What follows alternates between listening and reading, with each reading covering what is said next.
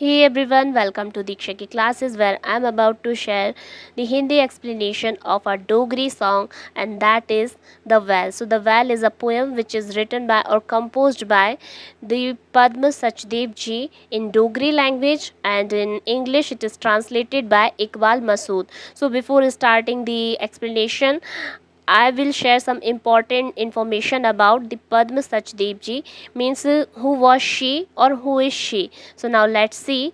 Padma Sachdev ji was born on 17th of April 1940 and died on 4th of अगस्त 2021। कहने का मतलब कि पद्म सचदेव जी का जो जन्म था वो 17 अप्रैल 1940 में हुआ था और इनकी जो मृत्यु थी वो 4 अगस्त 2021 में हुई।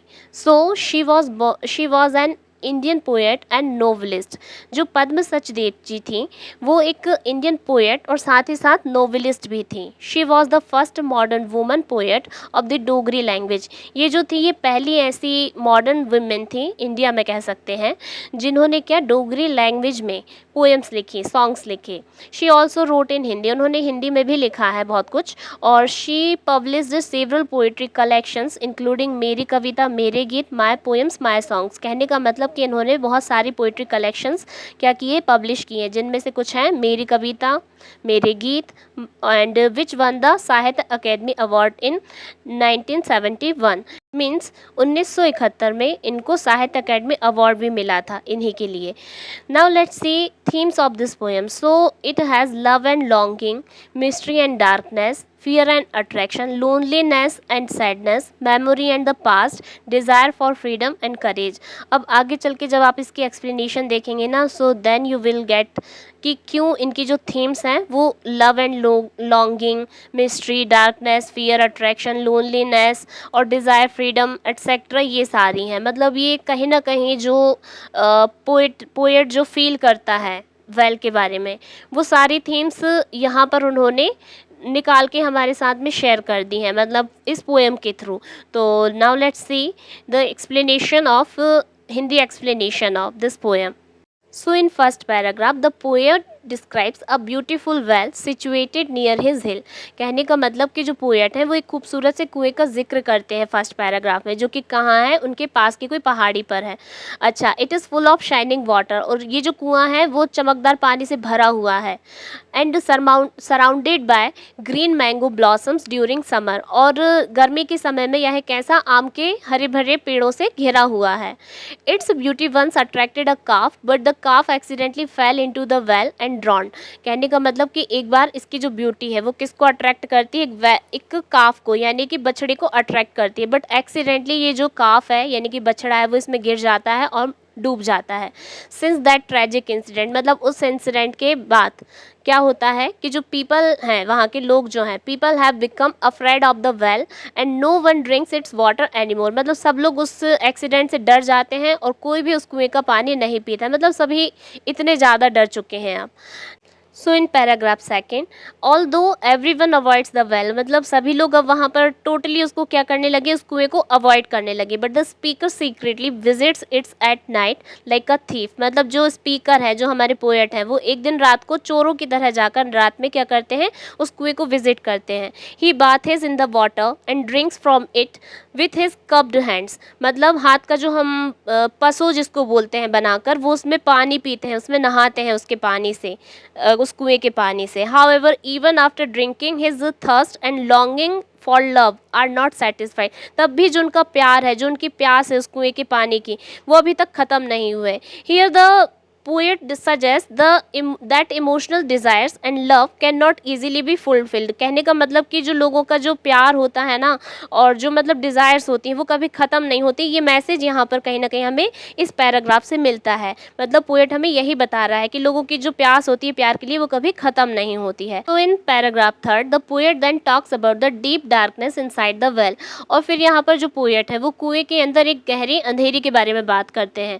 वे कहते हैं कि इन दैट डार्कनेस, मतलब उस अंधेरी में, he imagines the sad shadows of maiden waiting silently. मतलब वो यहाँ पर इमेजिन करते हैं कौन सी शेडोज को, वो सारी दुख भरी शेडोज को, मतलब परछाइयों को, किनकी, वो कुंवारी लड़कियों की जो वहाँ पर वेट कर रही हैं secretly silently. These maidens once came to draw water hanging the rope on the nail beside the well but they never return again. मतलब कहने का कि एक समय था, एक ज़माना था कि जब ये लड़कियां वहाँ पर आती थी, पानी भरती थी, उस रस्सी को जो कुएं में डाली जाती है उसको अंदर डालती, बाहर निकालती बाजू में कुएं की और पानी भरती, बट अब वो जो है वापस से वहाँ पर नहीं आती। So this create a mysterious and sorrowful atmosphere connected with memories of the past. कहीं ना कहीं ये जो अंधेरा है वो क्या क्रिएट करता है, एक ऐसा माहौल क्रिएट करता है जो कि बहुत सारी मिस्ट्रीज से, सॉरोफुल मतलब मेमोरीज से क्या है, पास्ट की भरा पड़ा है ना। तो वो उस कुएं के अंदर जो अंधेरी है वो ऐसा माहौल क्रिएट करती है, ऐसा हमारे पोएट यहाँ पर कह रहे हैं। Now in paragraph 4 in the final lines, मतलब फाइनल लाइन्स यानी कि लास्ट वाली लाइन्स में, the poet says that the darkness of the well longs for a moment of courage. मतलब पोएट कहते हैं कि जो अंधेरी है ना, कुएं की डार्कनेस है, वो बहुत समय से क्या कर रही है, इंतज़ार कर रही है किसी की साहस का। The speaker wishes that one day he will openly stretch out his hands for a drink without fear और सेक्रेसी। मतलब कहने का कि जो पोएट है वो अपनी यहाँ पर विश हम लोगों से जताते हुए, हमारे साथ शेयर करते हुए बोल रहे हैं कि एक दिन वो क्या करेंगे, सभी के सामने ओपनली उस कुएं का पानी खींचेंगे भी और बिना किसी डर के पिएंगे भी।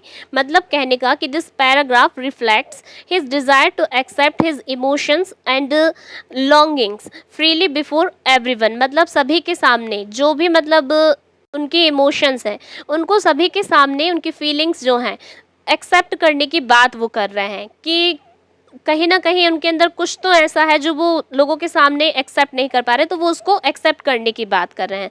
So this poem gives us a message that कि जो सोसाइटी है और सोसाइटी के लोग हैं वो हमें बहुत सारी मतलब बंधनों से बांध कर रखे होते हैं और बहुत सारी मतलब ऐसे डर हमारे अंदर भरे होते हैं जिसकी वजह से हम बहुत सारी चीज़ें जो करना चाहते हैं, मतलब साहस दिखाना चाहते हैं, बहुत कुछ करके दिखाना चाहते हैं, कुछ बनना चाहते हैं, लेकिन इसी डर के कारण, इसी बंधन के कारण हम नहीं कर पाते। तो पोएट हमारे साथ में उसी साहस को, उसी कहना चाहिए डेयर को, करेज को हमारे साथ में शेयर कर रहे हैं कि वो मतलब उस डर से और सोसाइटी के बंधन से निकलकर बाहर आने का और लोगों के सामने अपना जो भी मतलब चीज़ है, जो भी आपके अंदर जो फीलिंग्स है, इमोशंस है, उन्हें स्वीकार करने का यहाँ पर हमें करेज शेयर कर रहे हैं, साहस शेयर कर रहे हैं। सो आई होप कि इस पोएम का मैसेज आप लोगों को समझ में आया हो, ये पोएम का जो एक्सप्लेनेशन है वो आपको समझ में आया हो। सो मिलते हैं in the next video. Take care, tata bye bye.